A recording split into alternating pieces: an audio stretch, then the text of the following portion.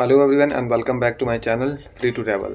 तो friends, Japan का जैसे कि आप सबको पता है, ई वीज़ा तो स्टार्ट हो चुका है 1 अप्रैल 2024 से। बट अभी प्रॉब्लम यह है कि लोगों को अभी ये क्लैरिटी नहीं हो पा रही कि उसका जो वीज़ा एप्लीकेशन फॉर्म है और उसके जो डॉक्यूमेंट्स है वो कौन कौन से लगेंगे, या वीज़ा एप्लीकेशन फॉर्म क्या हमें ऑनलाइन भरना पड़ेगा। जैसे कि जापान ई वीज़ा ऑलरेडी ही काफ़ी टाइम पहले से चल रहा है, बट इंडियंस के लिए 1 अप्रैल 2024 से स्टार्ट हुआ है।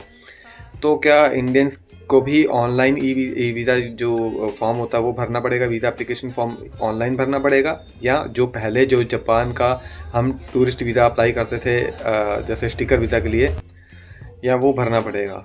तो फ्रेंड्स, अभी 4 अप्रैल 2024 में अभी 2-3 दिन पहले ही एक वीज़ा कपल वीज़ा अप्लाई हुआ है चंडीगढ़ वीएफएस में। तो सारी जो उनकी डॉक्यूमेंटेशन, यानी कि उनकी जो वीज़ा की फ़ाइल वगैरह मैंने प्रिपेयर करके दी थी उनको। तो पुराना जैसे स्टिकर वीज़ा के लिए हम वीज़ा एप्लीकेशन फॉर्म भरते हैं और जो डॉक्यूमेंट्स हम देते हैं, तो वही सब कुछ एक्सेप्ट हुआ था, सब कुछ वही दिया था वहाँ पर।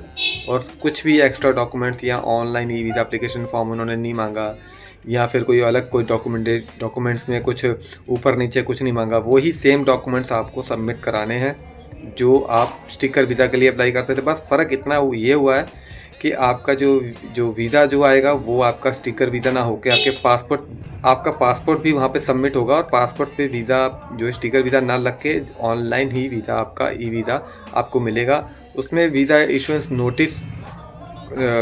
नोटिस का इन्होंने कुछ सिस्टम किया है। तो उस तरीके से आपको एयरपोर्ट पर अपना वीज़ा इशुएंस नोटिस दिखाना पड़ेगा अपने मोबाइल फ़ोन पर, और एयरपोर्ट पर वही दिखाना है। और आपका इंटरनेट का एक्सेस भी ज़रूरी है, इंटरनेट का एक्सेस भी होना चाहिए, तभी आप उसे ऑनलाइन आप दिखा सकते हो। बाकी वीज़ा एप्लीकेशन फॉर्म वही है पुराना वाला जो आप स्टिकर वीज़ा के लिए अप्लाई करते हो, वही आपको भरना पड़ेगा, वही देना पड़ेगा। दूसरा, डॉक्यूमेंट्स आपके वही सारे हैं, आपको जाके वीएफएस में सबमिट भी कराने पड़ेंगे, वही फ़ीस है, वही सब कुछ है। ठीक है, बस स्टिकर की जगह वीज़ा इशुएंस नोटिस आपको मतलब वीज़ा ऑनलाइन ही वीज़ा आएगा तो आपको उसका मोबाइल डिवाइस पे आपको वीज़ा इशुएंस नोटिस दिखाना पड़ेगा।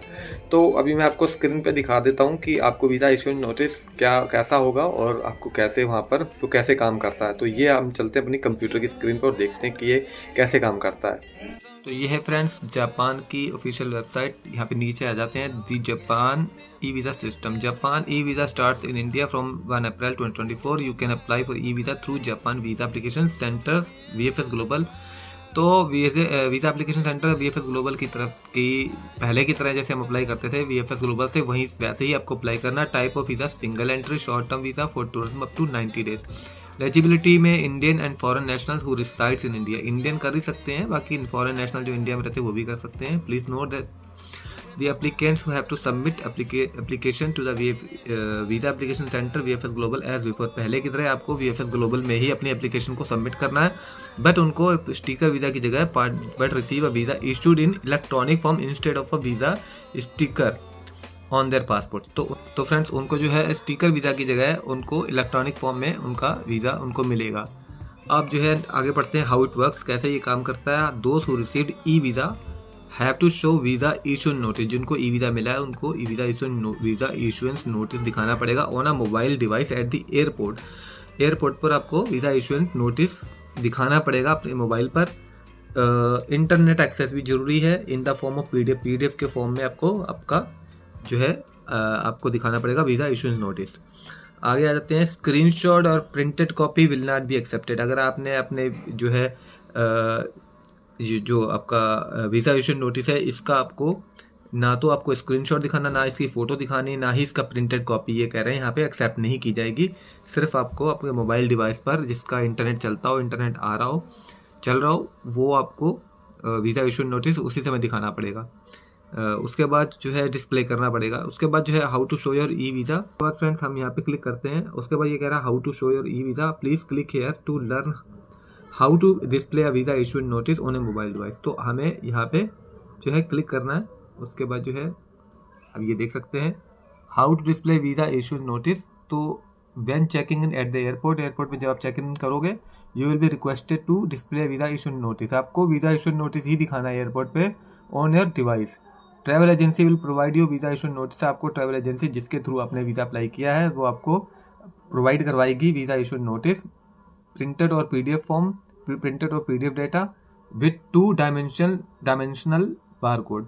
Please scan the two-dimensional barcode with your device and enter the required information to display the notice. By tapping display, the electronic visa issuance notice appears and countdown time shown at the top right starts immediately. This countdown prove that the notice is valid. ये countdown जब ये prove करेगा कि आपका जो है notice valid है, मतलब वहाँ पर आपका एक टाइमर भी चलेगा, वो एक ये प्रूव कर देगा कि आपका जो ये वीज़ा इशू नोटिस वैलिड है। तो सैंपल देख सकते हैं, स्पेसिमेन है, ये इस तरीके का आपका वीज़ा होगा। और ये जो नीचे पढ़ सकते हैं आप, नंबर 1 पर scan the to-dimensional barcode printed on the visa issuing notice PDF। Please note that to-dimensional barcode will be given individually. उसके बाद जो है आप नीचे इसको स्कैन करेंगे, नेक्स्ट पेज पर आप जो है यह पढ़ सकते हैं, please enter required information then tap display. उसके बाद आपको जो है यहाँ पर visa issue notice will be displayed on your device, make sure the timer countdowns at the top right. तो ये यहाँ पर ये आप देख सकते हैं, ये टाइमर ऐसे चल रहा होगा, यहाँ पे जैसे ये रेड सर्कल में ये टाइमर ऐसे चलेगा, तो इस तरीके से आपके मोबाइल पर ये शो होगा। तो वीज़ा इशू नोटिस इस तरीके से आप अपने मोबाइल पर एयरपोर्ट पे दिखाएंगे और आपको बोर्डिंग करने दिया जाएगा। इस तरीके से फ्रेंड्स आपको वीज़ा इशू नोटिस अपने मोबाइल डिवाइस पे दिखाना है और वीज़ा आपको अप्लाई करना है, जैसे कि मैंने पहले बताया। सारे डॉक्यूमेंट्स और पासपोर्ट भी आपको सबमिट करना है VFS ग्लोबल के थ्रू। तो फ्रेंड्स आई होप ये इन्फॉर्मेशन आपके लिए काम की होगी। बाकी और भी कुछ इन्फॉर्मेशन इसमें जापान आने वाले टाइम में कुछ क्लैरिटी होगी, जिनके वीज़े अप्लाई हुए हैं वो कैसे क्या पूरा तरीके से क्लैरिटी और भी होगी। तो फ्रेंड्स जब वो आएंगे तो उसकी भी अलग से एक वीडियो बना के डालूंगा चैनल पे। तब तक के लिए फ्रेंड्स बाय बाय, और मिलते हैं दूसरी किसी और वीडियो में किसी और इन्फॉर्मेशन के साथ। तब तक के लिए बाय बाय।